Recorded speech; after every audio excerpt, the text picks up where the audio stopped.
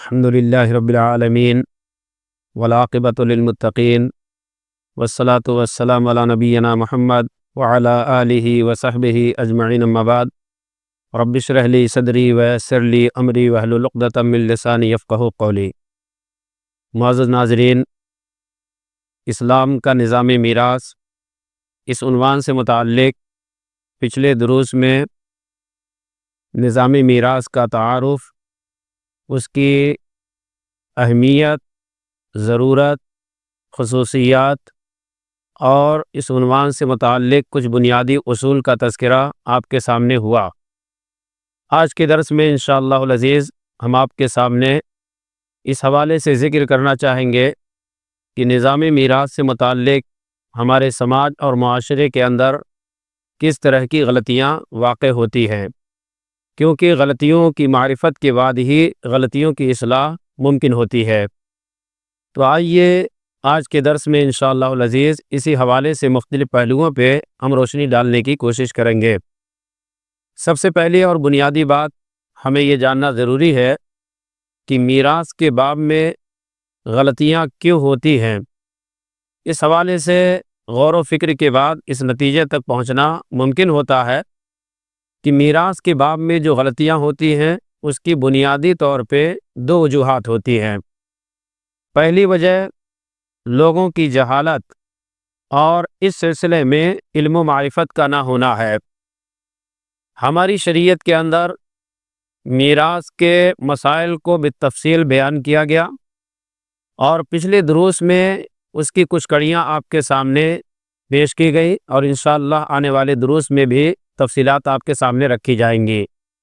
میراث کا جو معاملہ ہے، شریعت اسلامیہ نے واضح طور پہ اس کو بیان کیا، اور پیارے نبی صلی اللہ علیہ وسلم کی احادیث کا جائزہ لینے سے یہ بات ہمیں اور آپ کو سمجھ میں آتی ہے کہ اس کا تعلق حقوق العباد سے ہے، اور حقوق العباد کا معاملہ انتہائی کٹھن اور پیچیدہ ہے۔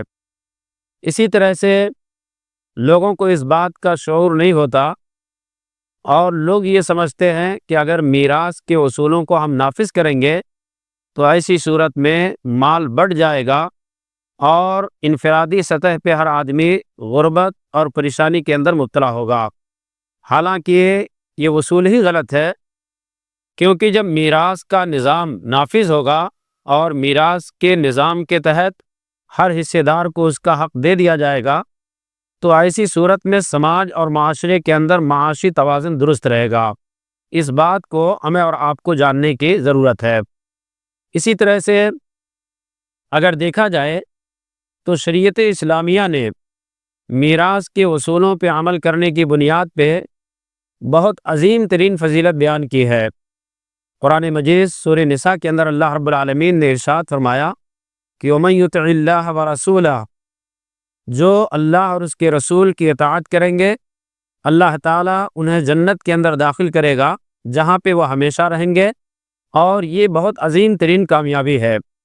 ساتھ ہی ساتھ اللہ تبارک و تعالیٰ نے یہ بھی بتایا کہ وَمَن يَعْصِ اللَّهَ وَرَسُولَهُ وَيَتَعَدَّ حُدُودَهُ، جو میراث کے باب میں اللہ اور اس کے رسول کی نافرمانی کرے گا، اللہ کی حدود کو پامال کرے گا، تو اللہ تبارک و تعالیٰ اسے جہنم کے اندر داخل کرے گا، اور اس کے لیے رسوا کن عذاب ہے۔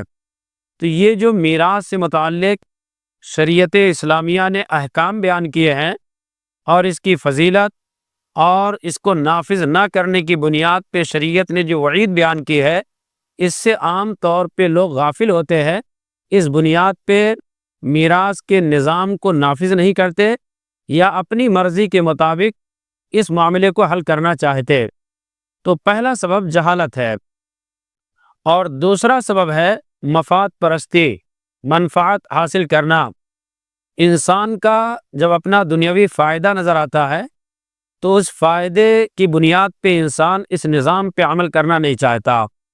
تو ظاہر سی بات ہے ہماری شریعت نے اس بات کو واضح طور پہ بیان کر دیا کہ انسان اگر دنیا کے اندر کسی کے مال کو ناحق حاصل کرے گا تو ایسی صورت میں اس کے لیے شدید ترین وعید مختلف الفاظ میں کتاب و سنت کے اندر وارد ہے۔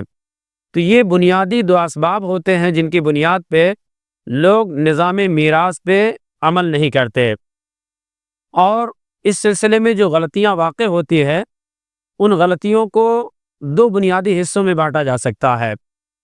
ایک طرح کی غلطی وہ ہے جو مورث کی طرف سے ہوتی ہے، جو آدمی انتقال کرتا ہے، مال چھوڑتا ہے، بہت ساری غلطیاں وہ خود کرتا ہے، اور دوسری غلطی وارثین کی طرف سے ہوتی ہے جو میت کے مال میں حصے دار ہوتے ہیں۔ تو ایک ایک کر کے انشاءاللہ العزیز ہم دونوں کڑیوں کو آپ کے سامنے رکھیں گے۔ سب سے پہلے آئیے ہم غور کرتے ہیں ان غلطیوں پہ جو مورث کرتا ہے، جو آدمی انتقال کرتا ہے، جس کا مال، جس کا ترکہ وارثین کے درمیان تقسیم کیا جانا ہوتا ہے، اس سے سرزد ہونے والی غلطیاں کیا ہیں۔ تو سب سے پہلی غلطی جو عام طور پہ دیکھی جاتی ہے، بہت سارے لوگ اپنے مال کو اپنی زندگی کے اندر وارثین کے درمیان تقسیم کر دیتے ہیں۔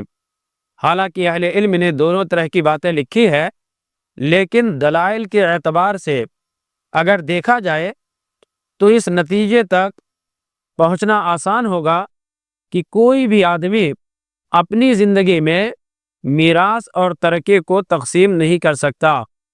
قرآن مجید ہم پڑھیں، اللہ رب العالمین نے سورہ نساء کے اندر جہاں پہ میراث کے مسائل کو بیان کیا، ما ترک کے الفاظ استعمال کیے۔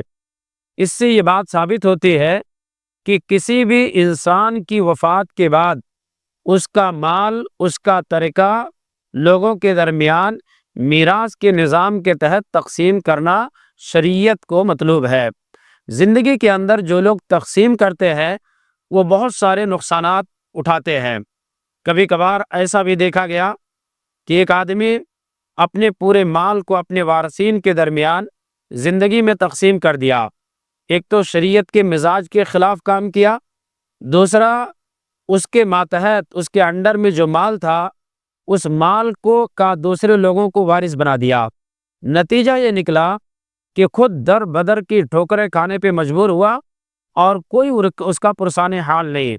تو اس لیے یہ غلطی کرنے سے اجتناب کرنا چاہیے، اپنی زندگی میں اپنے مال کو وارثین کے درمیان تقسیم کرنے سے بچنا چاہیے۔ البتہ اگر کوئی آدمی اپنی اولاد کو مال دینا چاہتا ہے تو میراث کے تحت اپنی اولاد کے درمیان مال تقسیم نہ کرے، بلکہ اس کی ایک دوسری شکل شریعت نے دی ہے، وہ یہ ہے کہ آدمی ہدیے اور تحفے کے طور پہ والدین کے درمیان کچھ مال کو تقسیم کر دے۔ لیکن اس سلسلے میں شریعت کا جو ضابطہ ہے وہ یہ ہے کہ جتنی بھی اولاد ہیں، چاہے وہ لڑکے ہوں یا لڑکیاں، سارے لوگوں کو عدل و انصاف کے ساتھ برابر دیا جائے گا۔ پیارے نبی صلی اللہ علیہ وسلم کے زمانے میں ایسا ہی ایک واقعہ پیش آیا۔